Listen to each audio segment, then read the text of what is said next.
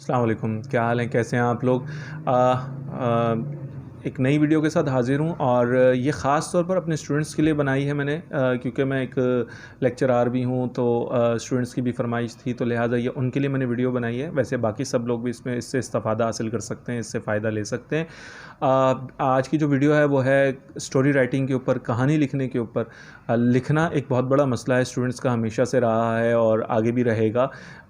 लिखना प्रॉब्लम बन चुका है। जब भी आपको कुछ लिखने के लिए दिया जाए, कोई मज़मून लिखने के लिए दिया जाए, कोई स्टोरी लिखने के लिए दी जाए, तो स्टूडेंट्स को समझ ही नहीं आती कि हम शुरू कहाँ से करें और लिखें क्या। तो आज हम इसके ऊपर बात करें, इस वीडियो के ऊपर इस चीज़ के ऊपर ख़ास तौर पर बात करेंगे कि लिखने का सबसे बड़ा मसला क्यों है और इसको कैसे हल किया जा सकता है, और इसके साथ साथ स्टोरी के लिए, एक अच्छी कहानी लिखने के लिए किन पॉइंट्स को हम फोकस करें तो एक अच्छी कहानी जो है वो लिखी जा सकती है। तो इसके ऊपर बात करते हैं। सबसे पहले मैं इस पॉइंट के ऊपर बात करूँगा कि अच्छा लिखने के लिए क्या प्रॉब्लम है जो हम सबके लिए रास्ते की रुकावट है, वो है रीडिंग, मुताला। मैं आपसे हमेशा ये बात कहूँगा, देखिए लिखने के लिए पढ़ना बहुत ज़रूरी है। हमारा जहन एक कंप्यूटर की तरह है, तो इसमें जो चीज़ें ज़ख़ीरा होंगी वही वो आगे लाएगा। मैं इसकी एग्जांपल आपको देता हूँ। मसलन अगर हमें कोई टॉपिक दे दिया जाए, बोला जाए ककाना आइलैंड के ऊपर लिखें, अब हम सब कलम हाथ में पकड़े बैठे होंगे, हमें पता ही नहीं ककाना आइलैंड है क्या चीज़, कहाँ पर वाक़ है। यानी हमारा दिमाग हमारी कोई हेल्प नहीं करेगा, क्योंकि हमने उस चीज़ के बारे में कभी पढ़ा ही नहीं, कभी सुना ही नहीं, कभी देखा ही नहीं। लेकिन अगर हमें कहा जाता है कि आप कायद-ए-आज़म मज़ार के ऊपर एक मज़मून लिख दें या कहानी लिख दें, तो हम सब के लिए लिखना आसान होगा। हम कुछ ना कुछ लिख लेंगे, क्योंकि हमने कायद-ए-आज़म मज़ार देखा हुआ है, या देखा हुआ अगर नहीं है तो उसके बारे में सुना हुआ है, पढ़ा हुआ है। तो लिहाजा हमें ये बात इम्पॉर्टेंट है और जहन में रखनी चाहिए कि जितना ज़्यादा हम रीडिंग करेंगे जितना ज़्यादा हम मुताला करेंगे, उतना ही ज़्यादा हम जो है वो अच्छा लिख सकते हैं। तो ये सबसे मेन पॉइंट है। सॉरी। तो कहने का मकसद क्या है कि रीडिंग हैबिट को बनाएं। अब मैं बात करता हूँ कुछ उन इम्पॉर्टेंट पॉइंट्स के ऊपर जिनको लेकर हम एक अच्छी स्टोरी लिख सकते हैं। ठीक है, ये मैंने आपके लिए कुछ इंपॉर्टेंट पॉइंट्स लिखे हैं, ये मैं आपको स्क्रीन पे दिखा रहा हूँ। इसके साथ साथ इसको बाद में भी मैं आपको डिस्कस कर देंगे इसको। सबसे पहला इसमें जो बुनियादी नुकात आप देख रहे हैं, यानी कि मेन पॉइंट्स, सबसे पहला है सबक आमोज़ हो, दूसरा है दिलचस्प हो, तीसरा है किरदारों का इस्तेमाल, चौथा है फ़र्ज़ी वाक़यात, पाँचवा है तवील हो, छठा है उन्वान से मुताबिकत हो, नंबर 7 तरतीब का ख़याल, नंबर 8 नतीजा लिखें, नंबर 9 मुताला करें, और नंबर 10 अपनी इस्लाह ख़ुद करें। ठीक है जी। अब हम one by one in points को डिस्कस कर लेते हैं। सबसे पहला पॉइंट है सबक आमोज़ हो। देखिए, कोई भी कहानी बगैर नतीजे के बेकार है। ठीक है, आपकी कहानी में एक लेसन ज़रूर होना चाहिए, आपकी कहानी में एक सबक ज़रूर होना चाहिए। अगर आपकी कहानी में कोई लेसन नहीं होगा, आपकी कहानी ना पढ़ने वाले को मज़ा करेगी, ना सुनने वाले को मज़ा करेगी। बगैर नतीजे के स्टोरी जो है वो कभी भी अट्रैक्ट नहीं करती। तो हर कहानी के अंदर कोई ना कोई लेसन ज़रूर होना चाहिए। तो याद रखें, अपनी कहानी के अंदर एक सबक ज़रूर रखें, एक लेसन ज़रूर रखें। ठीक है जी। दूसरा पॉइंट है दिलचस्प हो। ये बहुत इंपॉर्टेंट पॉइंट है। कहानी अगर दिलचस्प नहीं होगी, पढ़ने वाला उसको पढ़ते ही छोड़ देगा कि पता नहीं है क्या कहानी, सुनने वाले बोर होना शुरू हो जाएंगे। कहानी को दिलचस्प बनाना बहुत ज़रूरी है। अच्छा, यहाँ पर मसले है कि कहानी को दिलचस्प कैसे बनाएं। देखिए, कहानी को दिलचस्प बनाने के लिए उससे अगले जो 2 पॉइंट्स मैं आपसे डिस्कस करने वाला हूँ वो इंपॉर्टेंट है। नंबर 1, किरदारों का इस्तेमाल। देखिए, मसलन आपको एक कहानी लिखने को दी जाती है, टॉपिक है शेर और चूहा फॉर एग्ज़ाम्पल। अब शेर और चूहा सिर्फ 2 किरदार हैं। अगर आप उन्हीं 2 को लेकर कहानी लिखेंगे तो कभी भी अच्छी कहानी नहीं लिखी जाएगी। उसके ऊपर आपको कहानी के अंदर मुख्तलिफ़ किरदार डालने पड़ेंगे, मुख्तलिफ़ दूसरे किरदार आपको डालने पड़ेंगे, जिससे जो है आपकी कहानी अच्छी होगी। मसलन अगर एक जंगल है तो जंगल के अंदर सिर्फ शेर और चूहा नहीं होता, जंगल के अंदर सांप है, जंगल के अंदर रीछ है, जंगल के अंदर ज़ेब्रा है, आप शिकारी ऐड कर सकते हैं। यानी कहानी के हिसाब से मुख्तलिफ़ कैरेक्टर्स को ऐड करें, किरदारों को ऐड करें, उससे आपकी कहानी इंटरेस्टिंग होना खुद ब खुद शुरू हो जाएगी। उससे अगला पॉइंट है फ़र्ज़ी वाक़यात। फ़र्ज़ी वाक़यात उसमें डालें। जब आप किरदार डालेंगे तो उन किरदारों से रिलेटेड कुछ वाक़यात भी डालें। मुख्तलिफ़, मसलन शिकारी है तो उसका कोई वाक़या डालें कि वो कहीं जा रहा था, उसने शिकार किया, उसके साथ कोई हादसा पेश आ गया, या अगर मुख्तलिफ़ जानवर हैं तो उनके जो किरदार आप डाल रहे हैं उनसे रिलेटेड वाक़यात डालें आप। जब आप वाक़यात डालेंगे तो कहानी खुद ब खुद दिलचस्प होना शुरू हो जाएगी। यानी कि जो हमारा नंबर 2 पॉइंट है कि कहानी दिलचस्प हो, वो जुड़ा हुआ है कहानी के किरदारों से और कहानी के फ़र्ज़ी वाक़यात से। तो ये तीनों पॉइंट्स एक दूसरे से जुड़े हुए हैं और इससे आपकी कहानी इंटरेस्टिंग होना शुरू हो जाएगी। अच्छा, उससे अगला पॉइंट है कहानी तवील हो।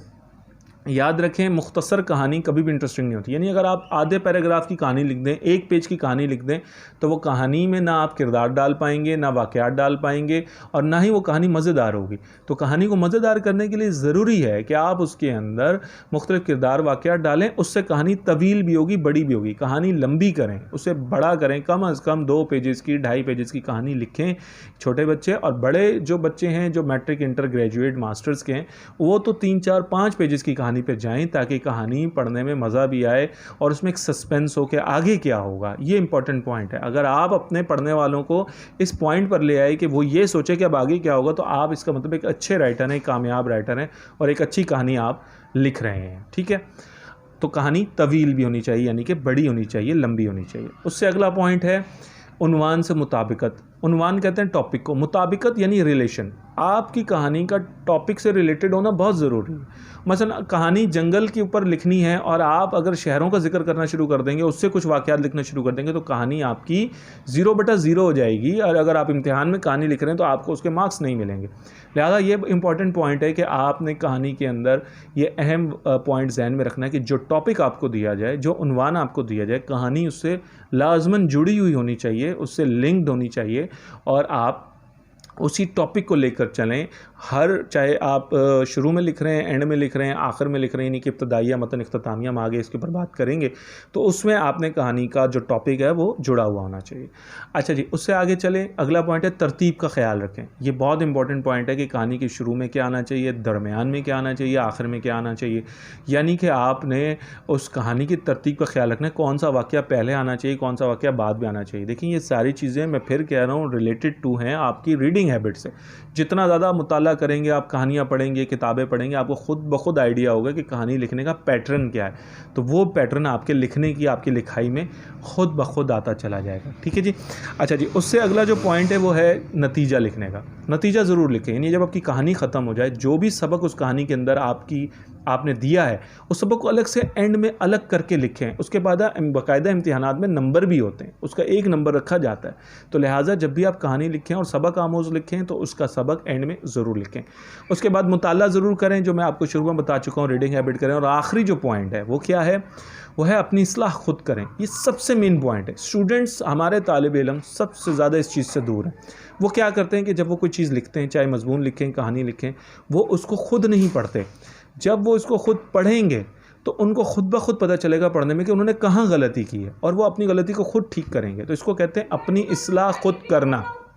ठीक है, तो इसको आप अपनी इस्लाह खुद करें। ठीक है, जब आप अपनी इस्लाह खुद करेंगे तो आप देखेंगे कि आपकी कहानी खुद ब खुद अच्छी होना शुरू हो जाएगी। या मजमून लिखा है तो वो भी, या कोई और आपने चीज़ लिखी है, खुलासा लिखा है, या पैराग्राफ राइटिंग है, कुछ भी है, स्टोरी राइटिंग है, क्रिएटिव राइटिंग है, कुछ भी आपने लिखा है, इंग्लिश में लिखा है, उर्दू में लिखा है, जब आप उसको दोबारा खुद पढ़ेंगे तो आपको पता होगा कि आपके जुमले मयारी हैं कि नहीं है, आपने सही अल्फाज का इस्तेमाल किया है, इमला ठीक की है नहीं की है, या कोई गलती की, तो अपनी इस्लाह आप खुद करें। ठीक है जी। तो ये पॉइंट्स हैं आपके, जिसके ऊपर आपकी कहानी जो है वो अच्छी हो सकती है। अब हम जल्दी से बात कर लेते हैं कहानी का तरीकाकार लिखने का क्या है।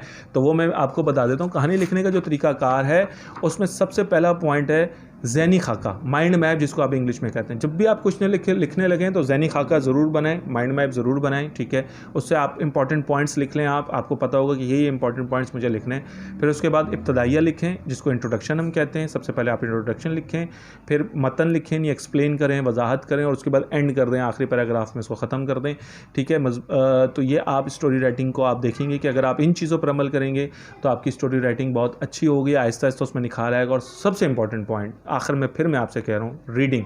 जितनी रीडिंग आप करेंगे, जितना मुताला आप ज़्यादा करेंगे, उतनी आपकी story writing, paragraph writing, essay writing, जो भी राइटिंग है आपकी, क्रिएटिव राइटिंग, वो ज़्यादा से ज़्यादा अच्छी होना शुरू हो जाएगी। ठीक है, तो मुझे उम्मीद है कि ये वीडियो आपके लिए फ़ायदेमंद साबित होगी।